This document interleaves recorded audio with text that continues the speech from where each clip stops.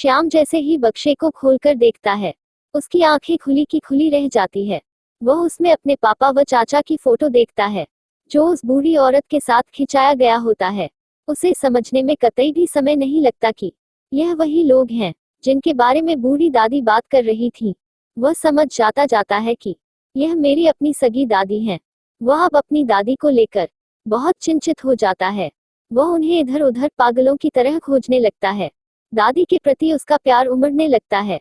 जहां वह जंगल के डर से वहीं रुक गया था, इन सब से परे अब वह बिना किसी डर के बाहर निकलकर उन्हें पागलों की तरह ढूंढने व बुलाने लगता है। अंधेरे में उसे कुछ दिख नहीं रहा था। तभी अचानक उसका पैर किसी चीज से टकरा जाता है और वह आगे की तरफ गिर जाता है। हल्की प्रकाश में जब उसकी नजर जमीन पर पड़ती है, तब वह चीज देखता है जिसे देखकर उसका शरीर पूरी तरह शांत, आंखें बंद होकर आंसू की 2 बूंद दादी के चेहरे को स्पर्श कर जाती है। उसकी दादी जमीन पर मृत अवस्था में पड़ी होती हैं और पास में ही उसे सब्जी की थैली गिरा हुआ मिलता है। वह समझ जाता है कि दादी जी की आत्मा ने उसे यहाँ तक लाया है और सच्चाई को उजागर किया है, जिसे उसके घर वालों ने छुपा कर रखा था। वह वहां से तुरंत बिना किसी भय के तेजी से अपने घर को जाता है, जहां उसके मम्मी पापा उसका बेसब्री से इंतजार कर रहे थे। वे उसे देखते ही प्यार से गले लगा लेते हैं और उसका हाल चाल पूछने लगते हैं कि बेटा कुछ हुआ तो नहीं है, क्यों तुम इतना देर कर दिए हो। श्याम मायूसी भरी आवाज में कहता है, पापा आप लोग जो मुझे इतना प्रेम कर रहे हैं, अगर मैं आपके अंतिम समय में इसका थोड़ा भी हिस्सा प्यार न करूं तो आपको कैसा लगेगा। वे अचंभित होकर देखने लगते हैं और पूछते हैं कि क्या हुआ बेटा, ऐसा क्यों बोल रहे हो। हाँ हमें बुरा तो लगेगा ही। फिर श्याम कहता है, तब आपने पापा दादी के साथ ऐसा क्यों किया, क्यों उन्हें आपने छोड़ दिया।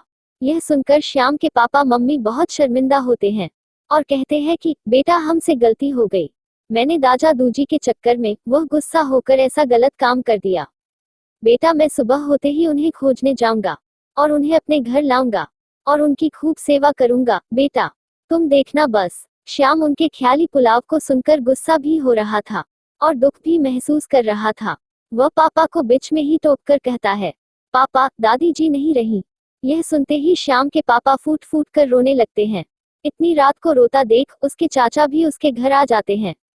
जब उन्हें भी यह बात पता चलती है तो उन्हें भी तकलीफ होती है। फिर उसी रात दोनों लोग श्याम के साथ उसी जगह जंगल में जाते हैं और दादी जी की लाश को घर लाते हैं और अच्छे से उनका विसर्जन करते हैं। बधे होने के नाते श्याम के पापा ही मुख अग्नि देते हैं और दोनों भाई गले लगकर फूट फूट कर रोने लगते हैं और कहने लगते हैं, क्या हमारी माँ हमारी इतनी बड़ी गलती को माफ करेगी। और तभी एक तेज ज्योति प्रकट होती है और एक आवाज आती है, जाओ बेटे मैंने तुम्हें माफ किया। यह सुनकर पूरा परिवार खुश व संतुष्ट हो जाता है और अब वह खुशी खुशी मिलजुल कर रहने लगते हैं। इस कहानी से हमें यह सीख मिलती है कि हमें अपने माँ बाप का सम्मान दिल से करना चाहिए। घर में बड़ों का होना एक शुभ माना जाता है।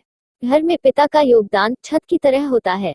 माँ ज्योति के समान होती हैं, जिसके न होने से घर में अंधकार छा जाता है। माँ का प्यार अनमोल होता है।